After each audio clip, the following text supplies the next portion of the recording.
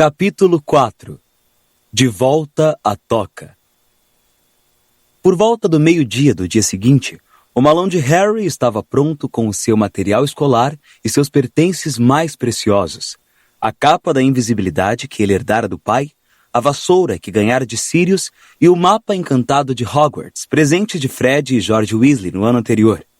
Ele retirara toda a comida do esconderijo sob a tábua solta, verificara 2 vezes cada cantinho de seu quarto para ver se esquecera livros de feitiços ou penas, baixara da parede o calendário em que fizera a contagem regressiva para o dia 1º de setembro, riscando cada dia que passava até a volta a Hogwarts. A atmosfera no número 4 da Rua dos Alfeneiros estava extremamente tensa. A chegada iminente à casa de um grupo variado de bruxos estava deixando os Dursley nervosos e irritadiços. Tio Walter parecera decididamente assustado quando Harry informou-o de que os Weasley chegariam às 5 horas do dia seguinte. Espero que você tenha avisado para se vestirem direito a essas pessoas, rosnou o tio na mesma hora. Já vi o tipo de coisa que gente da sua laia usa. É melhor terem a decência de vestir roupas normais. É só. Harry sentiu uma ligeira apreensão. Raramente vira o casal Weasley usar alguma coisa que os Dursley pudessem chamar de normal.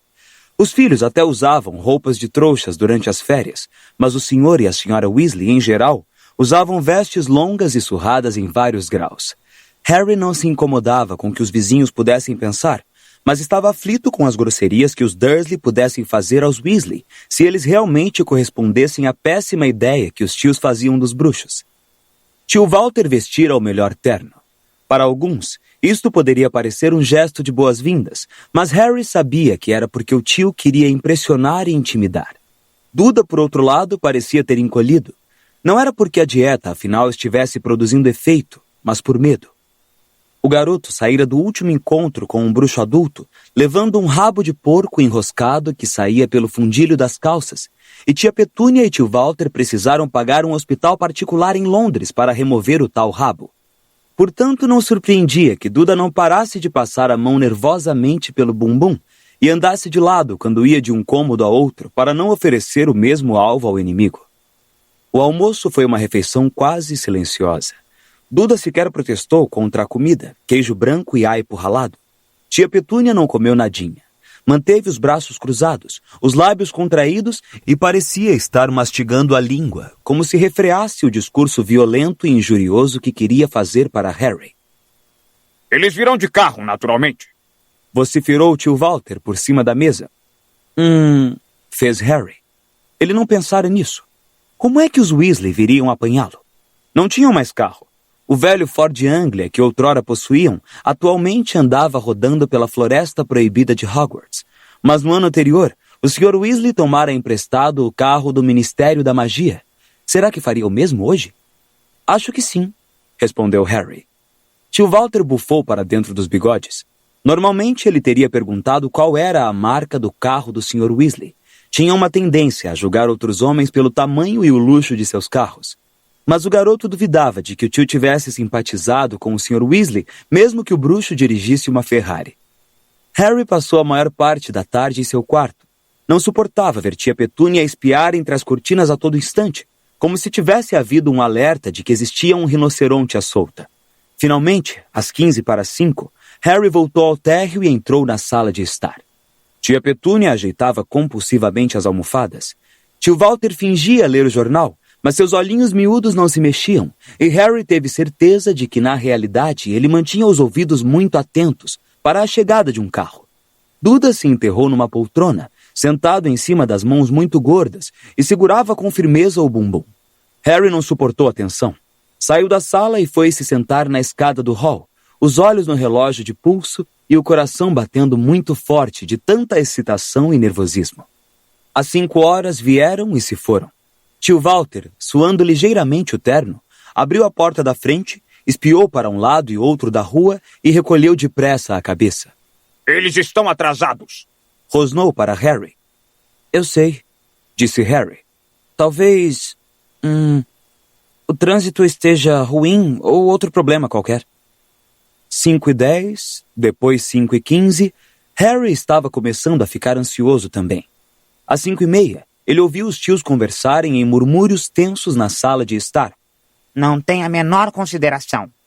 Poderíamos ter outro compromisso. Talvez eles pensem que serão convidados para jantar se chegarem tarde.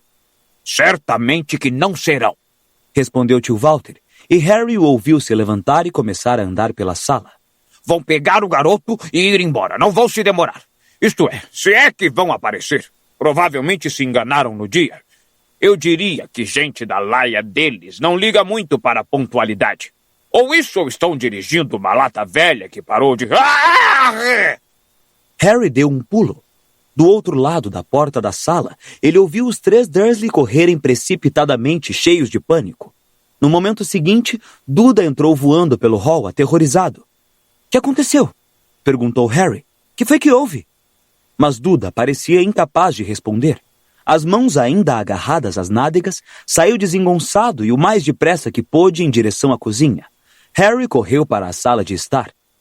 Ouviam-se fortes batidas e arranhões por trás das tábuas que vedavam a lareira dos Dursley, diante da qual estava ligada uma imitação de fogo a carvão.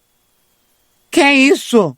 Exclamou tia Petúnia, que recuara de costas para a parede, arregalando os olhos para a lareira aterrorizada. — Que é isso, Walter?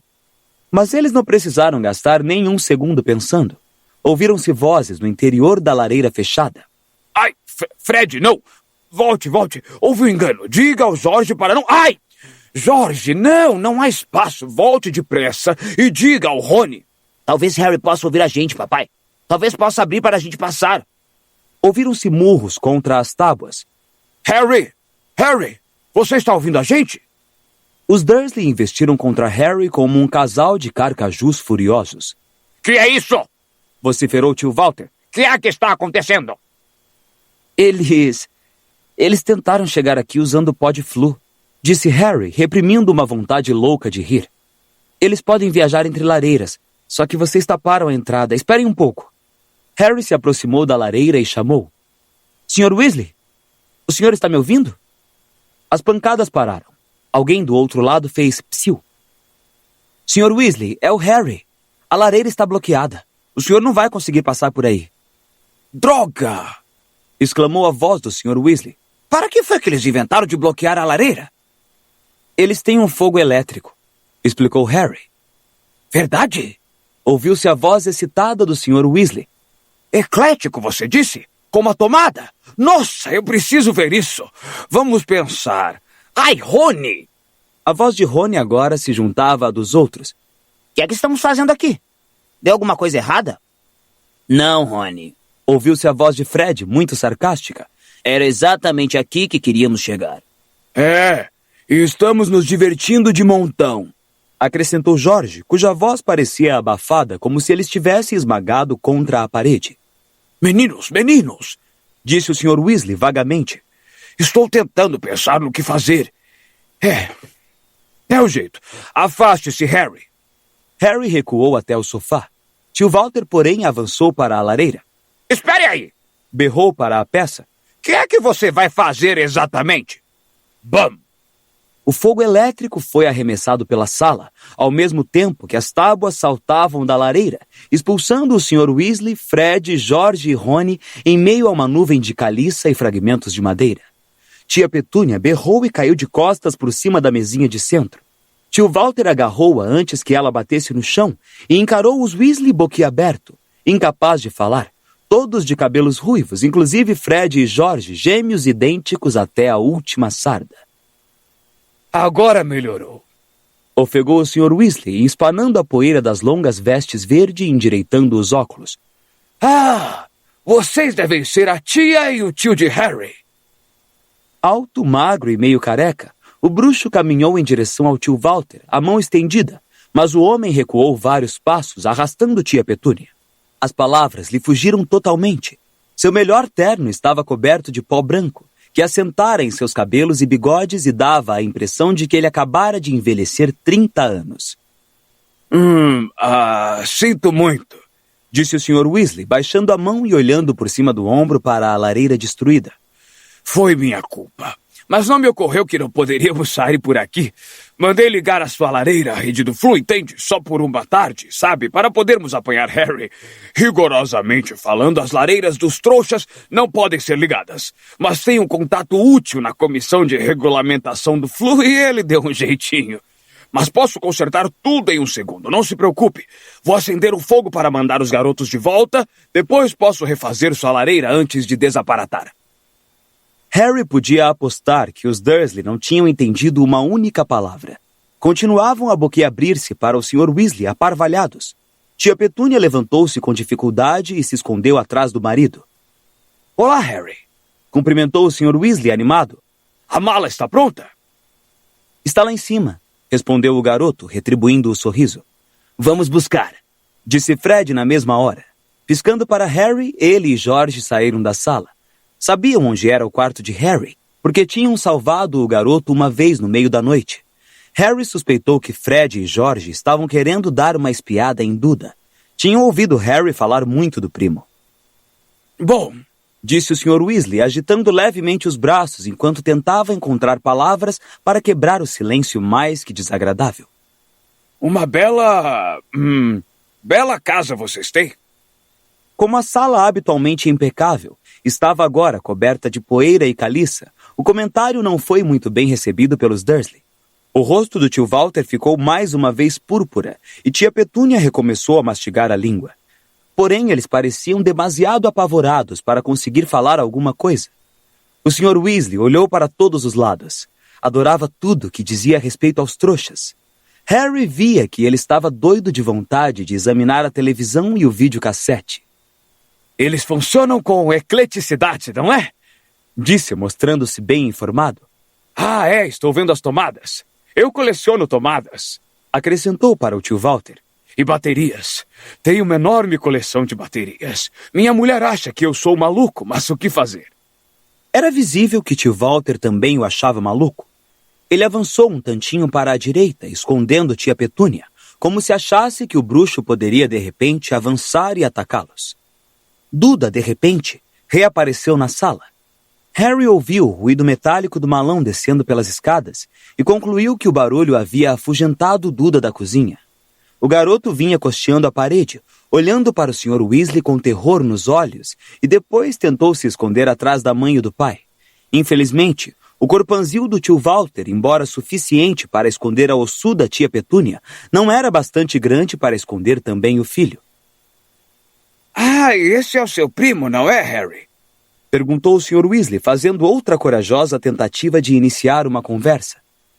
É, confirmou Harry. É o Duda. Ele e Rony se entreolharam e desviaram depressa os olhos para longe. A tentação de cair da gargalhada era forte demais. Duda ainda segurava o bumbum como se tivesse medo de que ele se soltasse. O Sr. Weasley, porém, parecia sinceramente preocupado com o comportamento estranho do garoto. De fato, pelo tom de voz com que falou a seguir, Harry teve a certeza de que o Sr. Weasley achava que Duda era tão maluco quanto os Dursley achavam que ele era. Só que o Sr. Weasley sentia piedade em vez de medo. Está gostando das férias, Duda? Perguntou bondosamente. Duda choramingou. Harry viu as mãos do primo apertarem com mais força o bumbum maciço. Fred e George voltaram à sala trazendo o malão escolar de Harry. Eles olharam para os lados ao entrar e viram Duda. Seus rostos se abriram em sorrisos malvados idênticos. Ah, certo, disse o Sr. Weasley. Melhor irmos andando, então. Ele arregaçou as mangas das vestes e puxou a varinha. Harry viu os Dursley recuarem contra a parede, como se fossem uma pessoa só. Incêndio! Disse o bruxo, apontando a varinha para o buraco na parede. As chamas irromperam na mesma hora na lareira, crepitando alegremente, como se já estivessem acesas há horas. O Sr. Weasley tirou do bolso um saquinho fechado com cordões, desamarrou-o, tirou uma pitada do pó e jogou-o nas chamas, que viraram verde e esmeralda e rugiram com mais força do que antes. Pode ir, Fred, disse o Sr. Weasley. Estou indo, respondeu Fred. Ah, não! Espera aí. Um saquinho de balas caiu do bolso de Fred e o conteúdo se espalhou em todas as direções. Grandes caramelos em embalagens muito coloridas. Fred saiu catando os caramelos, guardando-os de volta no bolso, depois deu um adeuzinho animado aos Dursley, adiantou-se e entrou direto nas chamas, dizendo: "A toca!" Tia Petúnia soltou uma exclamação trêmula. Ouviu-se um barulho de deslocamento de ar e Fred desapareceu. Agora você, George, Disse o Sr. Weasley. leve a mala. Harry ajudou George a carregar a mala até as chamas da lareira e virou-a de ponta para o gêmeo poder segurá-la melhor. Depois, com um segundo deslocamento de ar, George gritara: A toca! E desaparecera também. Rony, você é o próximo. Disse o Sr. Weasley. Até outro dia. Disse Rony animado para os Dursley. Deu um grande sorriso para Harry, entrou no fogo e gritou: A toca! E desapareceu. Agora só faltavam Harry e o Sr. Weasley. Bom, tchau então, disse Harry aos Dursley. Os tios não disseram uma palavra. Harry adiantou-se para o fogo, mas na hora em que pisou na lareira, o Sr. Weasley esticou a mão e segurou. Encarou os Dursley surpreso. Harry disse tchau para vocês, Falou ele. Vocês não ouviram? Não faz mal, murmurou Harry para o Sr. Weasley. Francamente, eu não me importo. O Sr. Weasley não tirou a mão do ombro de Harry. Vocês não vão ver seu sobrinho até o próximo verão? Disse ele a tio Walter, ligeiramente indignado. Com certeza vocês vão se despedir. O rosto de tio Walter se contraiu furiosamente. A ideia de aprender a ter consideração com um homem que acabara de explodir metade da sua sala de estar parecia lhe causar intenso sofrimento. Mas o Sr. Weasley ainda empunhava a varinha, e o olhar do tio Walter correu até ela antes de dizer, muito ressentido: Então, tchau. Até outro dia, disse Harry, enfiando um pé nas chamas que, aos seus sentidos, pareceram um hálito morno. Naquele momento, porém, um horrível ruído de alguém se engasgando ocorreu às costas dele e tia Petúnia começou a gritar. Harry se virou. Duda não estava mais escondido atrás dos pais. Estava ajoelhado ao lado da mesinha de centro e tossia e cuspia uma coisa de uns 30 centímetros, roxa e viscosa, que saía de sua boca. Passado um segundo de aturdimento, Harry se deu conta de que aquela coisa de 30 centímetros era a língua de Duda e que havia um papel de caramelo vivamente colorido caído no chão ao lado dele. Tia Petúnia atirou-se ao chão ao lado do filho, agarrou a ponta da língua inchada e tentou arrancá-la da boca do garoto. Como era de se esperar, Duda berrou e cuspiu pior do que antes, tentando resistir à mãe. Tio Walter urrava e agitava os braços, e o Sr. Weasley precisou gritar para ser ouvido. Não se preocupem, posso dar um jeito nisso. Gritou ele, avançando para Duda com a varinha estendida. Mas tia Petúnia berrou mais do que antes e se atirou em cima de Duda, protegendo-o do Sr. Weasley. Não, estou falando sério, disse o Sr. Weasley, desesperado. É um processo simples, foi o caramelo. Meu filho, Fred, gosta de pregar peças, mas é apenas um feitiço de engurgitamento. Pelo menos acho que é. Por favor, posso consertar tudo. Mas longe de se tranquilizarem, os Dursley foram tomados de um pânico ainda maior. Tia Petúnia, soluçando histericamente, puxava a língua de Duda como se estivesse decidida a arrancá-la. O garoto parecia estar sufocando sob a pressão da língua e da mãe somadas, e tio Walter, que se descontrolara completamente, agarrou uma estatueta de porcelana de cima do buffet e atirou-a contra o Sr. Weasley, que se abaixou, deixando o enfeite se espatifar na lareira escancarada. Ora, francamente, exclamou o Sr. Weasley, zangado, brandindo a varinha. Estou tentando ajudar. Urrando feito um hipopótamo ferido, tio Walter agarrou outro enfeite. Harry, vá logo, gritou o Sr. Weasley, a varinha apontada para tio Walter. Eu resolvo isso. Harry não queria perder o espetáculo, mas o segundo enfeite atirado pelo tio errou por pouco a sua orelha esquerda, e pensando bem, ele achou preferível deixar o Sr. Weasley resolver a situação. Entrou nas chamas, espiando por cima do ombro e disse, a toca. Seu último vislumbre da sala de estar foi o Sr. Weasley arrancando com a varinha um terceiro enfeite da mão do tio, tia Petúnia gritando agachada por cima de Duda e a língua do primo pendurada para fora como uma grande e viscosa jiboia. Mas no momento seguinte, Harry começou a rodopiar em grande velocidade e a sala de estar dos Dursley desapareceu de vista numa erupção de chamas verde esmeralda.